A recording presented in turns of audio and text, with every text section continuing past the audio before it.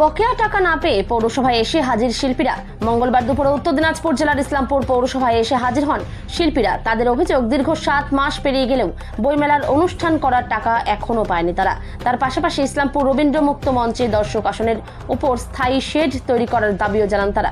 অন্যদিকে পাবলিক হলের ভেতরে যেন এসির ব্যবস্থা করা হয়, সেই দাবিও তুলে ধরেন শিল্পীরা। ইসলামপুর পৌরসভার চেয়ারম্যান কানাইয়ালাল আগরওয়াল বলেন, শিল্পীরা এসেছিল, তারা বইমেলায় পারিশ্রমিক পায়নি, আমি বিষয়টি নজরে এসেছে। আর মুক্তমঞ্চে শেডের বিষয়ে সেটিও ব্যবস্থা করা হবে। পাশাপাশি তিনি আরো বলেন, ইসলামপুরের নবনির্মিত পাবলিক হলে এসির ব্যবস্থা সেটিও দেখা হবে। Bureau report, big news Bangla. ইসলামপুরের যারা শিল্পীরা অনুষ্ঠান করেছিলেন জেলা বইমেলাতে, এবং তার দায়িত্বে ছিল ইসলামপুর মিউনিসিপ্যালিটি, এবং সহযোগিতা করেছিলেন মহকুমা তথ্য ও সাংস্কৃতিক আধিকারিক। এইবার অনুষ্ঠানের দেখা গেল যে 7 তারিখ পর্যন্ত, 7ই জানুয়ারি পর্যন্ত অনুষ্ঠানটা হয়েছিল। তো সাংস্কৃতিক অনুষ্ঠানে আমাদের মিটিংও হয়েছিল যে রেমুনারেশন দেওয়া হবে।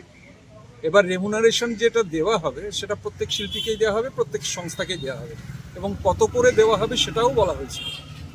কিন্তু দুর্ভাগ্যক্রমে দেখা গেল যে কিছুটা অংশ পেল আর অনেকটা অংশই পেল না, এবং আজকে প্রায় 7 মাস হতে চলল।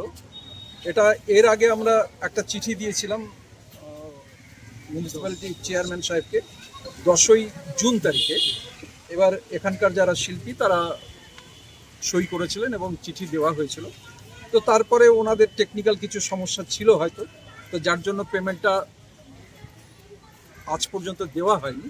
তো সেই কারণেই আজকে এটা রিমাইন্ডার হিসেবেই বলা যেতে পারে, তাকে আরেকটা চিঠি দেওয়া হলো। এবং এটা হচ্ছে 1 নম্বর। আর 2 নম্বর হচ্ছে আমাদের মুক্ত মঞ্চ যেটা আছে, সেই মুক্ত মঞ্চ গত 3 বছর হবে, 3 বছরের ওপরেই হবে। একেবারে মুক্ত মঞ্চ মানে ওপেন এয়ার স্টেজ। এইবার খালি স্টেজটা বানানো হয়েছে, কিন্তু অডিয়েন্স কোথায় বসবে? আজকে হট ওয়েদারে, রেইনি সিজনে, এবং বিশেষ করে উইন্টার সিজনে যখন বরফ পড়ে, মানে কুয়াশা পড়ে, তো সেই সময়তে অডিয়েন্স বসবে কোথায়? তো সেই কারণে একটা ভার্বালিও বলা হয়েছিল চেয়ারম্যান সাহেবকে, এবং আমরা চিঠিও দিয়েছি যে সেখানে একটা পার্মানেন্ট শেড করবার জন্য। তো সেই শেডটা কিন্তু অদ্যাবধি করা হয়নি। তো সেখানে উনি বললেন যে ফান্ডের একটু সমস্যা আছে, টেম্পোরারি একটা বাঁশ দিয়ে একটা স্ট্রাকচার করে দেবেন, এবং ওপরে পলিথিন দিয়ে, এবং যে সংস্থা অনুষ্ঠান করবে তারা কাপড় দিয়ে সেটা ডেকোরেট করে নেবে। কিন্তু মেইন কথা হলো যে একটা অনুষ্ঠান করতে গেলে পরে একটা সংস্থার মিনিমাম লাগে 50,000 টাকা। এই 50,000 টাকার সোর্স কোথায়? আমরা কোথা থেকে পাবো? ছোট ছোট বাচ্চারা ওখানে নাচ গান করবে, নাটক করবে, আঁকবে, বা অনুষ্ঠান করবে, নাচ করবে। তো তারা যে করবে, তো করবেটা কোথায়? মূলত 3টা কারণ ছিল। একটা তো বইমেলার আমরা টাকা পাইনি, এটা আবার আমাদেরকে জানাতে হবে লিস্ট করে কারা কারা টাকা পাইনি। আমরা সম্মত হয়েছি। সবচেয়ে বেশি দুঃখের বিষয় সেটা হচ্ছে মঞ্চহীন ইসলামপুর, শিল্পীদের কোনো জায়গা নেই। ঠিক আছে, আমরা 1 বছর আগে এখানটায় ডেপুটেশন দিয়ে গেছি, তখন আমাদের অস্থায়ীভাবে বাসের স্ট্রাকচার তৈরি করে দেওয়া হয়েছিল।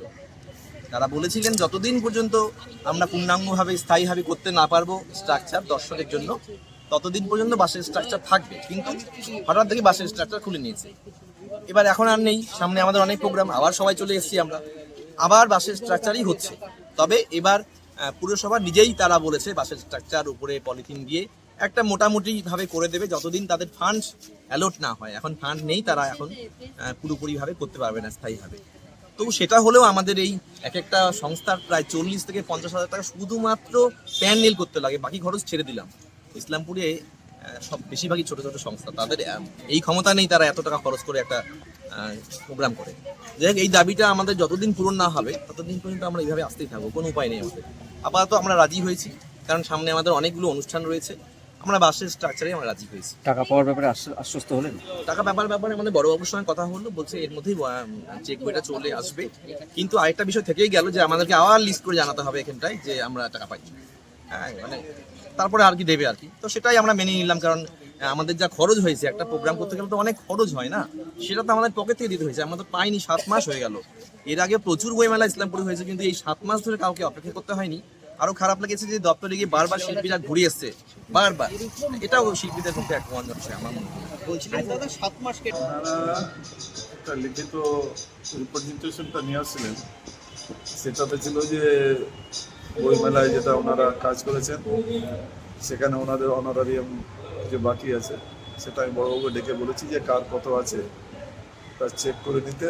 তাহলে আমরা যেহেতু আগের চেকবুকটা শেষ হয়ে গেছে, বড় চেক করার পরে কার কি আছে পাওনা সেটা আমরা দিয়ে দেবো টাকাটা। স্যার এত দেরি তো হয় না, এই বছর দেরি হচ্ছে ওনারা জানাচ্ছেন, কি কারণ? কারণ কিছু না, কারণ হলো যে ওনারা যেটা বিলটা দিয়েছেন ওই বিলটা বইমেলায় তো টাকা পেয়েছি আমরা মাত্র 12 লক্ষ টাকা, খরচ তো অনেক বেশি হয়েছে। তো ওই হিসাবেই সবাইকেই কেউ যেন বাদ না যায়, সবাইকে কিছু পার্সেন্টেজ করে করে ওইভাবে দিতে হচ্ছে। এই ক্যালকুলেশন করতে একটু সময়টা লেগেছে। আপনার আরেকটা যেটা ওনারা বলছিলেন যে এখানে যে নেতাজি সুভাষ মঞ্চ যেটা হচ্ছে ওখানে এসির ব্যাপারটা, তো সেটা নিশ্চয়ই যেটা তৈরি করছে সেটা ইলেকট্রিক্যাল পার্টটাতেও এসির পার্টটা থাকে। আর যেটা মুক্ত মঞ্চ আছে, মুক্ত মঞ্চের সামনে সেটটা নিয়ে দীর্ঘদিন ধরেই সমস্যা আছে। ওখানে মুক্ত মঞ্চ বলে সেটের ওখানে কোনো প্রভিজন তখন ছিল না, আর এখন সেট ছাড়া তো কোনো প্রোগ্রামই করা যাচ্ছে না। আর সেট করতে গিয়ে টাকারও একটা দরকার আছে, ভালো ফান্ড মিনিমাম 10 লাখ টাকার উপরে লাগবে। তো সেটা বলেছি যে আপাতত আমরা পৌরসভার পক্ষ থেকে বাঁশ কিনে নিয়ে আমরাই পারচেজ করে বাঁশ লাগিয়ে দিয়ে তারপরে আমরা পলিথিন দিয়ে দিব। তারপরে যারা যারা প্রোগ্রাম করবে তারা কাপড় ওখানে লাগাই দেবে। তারাও এগিয়ে করেছে, ঠিক আছে এই পর্যন্ত আপনি করে দিলে আমরা এখানে এক একটা প্রোগ্রাম করতে 50,000 টাকা ওদের লাগে ওই সেট করতে, তো সম্ভব তো না 50,000 টাকা খরচা করে একটা শিল্পী সংস্থা একটা প্রোগ্রাম করবে, কোথায় পাবে এত টাকা। এই ব্যাপারটা একটা টেম্পোরারি আমরা স্টপ গ্যাপ অ্যারেঞ্জমেন্ট হিসাবে করেছি। আর বলেছি যে ওই যেটা সামনে সেট হবে তার একটা টেন্ডারটা আমরা করে দেবো, তারপর যখন ফান্ড আসবে তখন কাজ হবে।